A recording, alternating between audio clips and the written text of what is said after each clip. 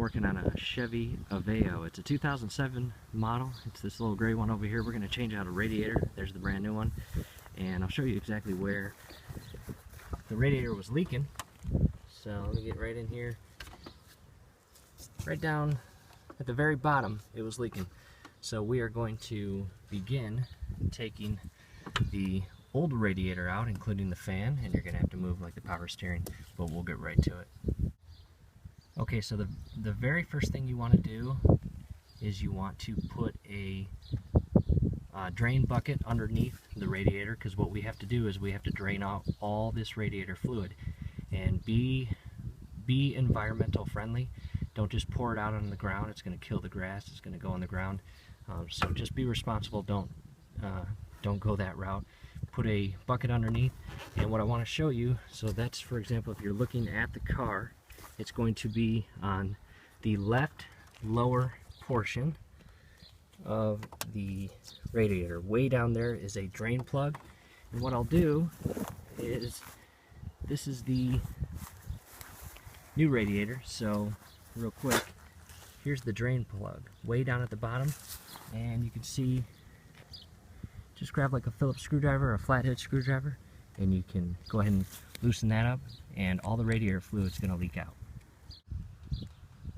Okay, instead of a flathead or Phillips screwdriver, you do have the option of grabbing a socket, and this is a 1/2 inch, for example. I'm just going to use this, put that right down there, loosen it up, and it's going to drain out. Okay, there is the plug that was on the bottom, and radiator fluid's all out. And since we're already on this side of the car, let's go ahead and take off this clamp, grab some pliers, and pinch these two prongs together, move this clamp outward, and it's going to free up the tension on this connection point. You're going to move this hose off, and then we will move over to this side. This is your power steering. We're going to begin taking off a couple screws here, and I'll walk you through that. Hose is off, and you can tell it's not leaking too much. We drained it all at the bottom and at the beginning of the project. Moving over to this side, again, the power steering. These little nuts here are 10 millimeters. It could be different for your car, depending on the year, but go ahead and loosen up these 10 millimeter, and then you'll grab this one back here, and we're going to slowly reposition this to allow us to get in smaller areas to start taking off hoses on this side. Okay, both front 10 millimeter bolts are off, or nuts are off, as well as the back, and you can just reposition this in a way that gives you better access to this side. You're going to take off this hose. You're going to get the same pair of pliers or needle nose pliers. You're going to move this clamp outward, and you'll release the tension on that. Okay, and again, in reference of the power steering canister or reservoir, down below there is a 19 millimeter larger bolt you're going to take off, and the one above it you can leave that on because that just connects the fan to the radiator. You'll take that off once you get the radiator out of the vehicle. Okay, I've got that loosened up. Directly below it, right down here in this area, you're going to see another 10 millimeter. I don't know if you can see it, but there is a 10 millimeter bolt right there. You're going to loosen that up, and it's actually connected. It's a clamp that connects this hose to the radiator. Go ahead and take that off. Here's a different sight picture of these two lower hoses that you're going to take off. You'll notice the bottom one is a smaller clamp. Just go ahead and use some pliers and shift that clamp rearward, and then the top larger hose, you'll do the same thing. The very last thing right down here, electrical connection, just go ahead and disconnect that. And some vehicles have this electrical connection point on the top, so if you can't find it at the top, here it is down at the bottom. Two bolts here, one on the top, one on the opposite side. You're going to go ahead and loosen those up. Okay, and as I got all the hoses off and start maneuvering this radiator, you do have the option of taking off the fan prior to pulling it out. It may be easier to get it out if the fan is already out, and with that you've got a bolt, 10 millimeter bolt over here in the corner. You got one here, and you got one or two on the bottom. Okay, here's a quick view of the radiator being removed. Behind the radiator, you're going to notice your AC condenser. Now's a good time to give it a kind of quick and thorough inspection there.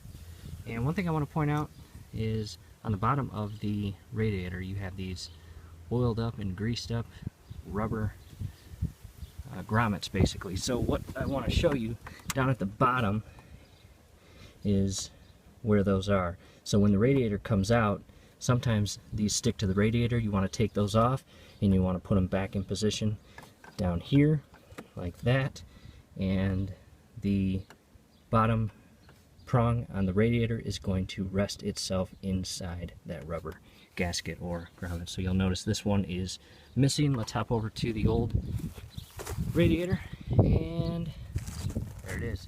So we're going to take that off and put it back on. Okay, while I have the new radiator here, I want to show you right here. You're going to see two little lips or prongs, and the actual fan. This bottom portion of the fan is just going to rest inside there. I want to correct myself. Earlier I said that there may be a bolt or screw down here. There was not one, and you can tell like right there it's all rusted out, and there is where it was leaking. So I don't know if we hit something or rubbed up against something, but that is where it was leaking. So when you put this new radiator in, be extremely careful. You do not want any pressure on any portion of this radiator. Okay, you don't want to bend any of this. It's very easy. So when you're putting the radiator back in, just be very careful on maneuvering it back into position. Okay, I'm going to put the radiator in first, and then I'll put the fan back on. So basically, from here, it's just reverse steps. One thing I want to point out before you put in the new radiator, this is a view from underneath the vehicle. On the left side, you'll notice this gold bolt, and this is the larger hose that goes on with the clamp. If you're looking down on the engine from above the car, it's going to be on the right side, but this is a view from underneath, so again it's on the left. Make sure this part is tightened before you put the radiator in the vehicle. It's a lot easier to verify and make sure that this part is tightened with the radiator outside of the car before you put it in. And everyone, I just went one step further and I disconnected this hose that we had disconnected earlier from the radiator. It's a pretty thick, although short hose, but it sure makes a difference with it out of the way when putting back the new radiator. So again, that is an option. You can take that off. If not, no worries.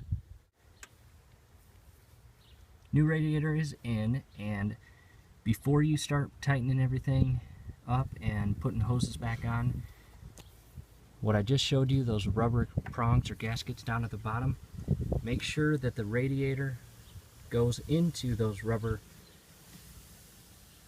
grommets, okay?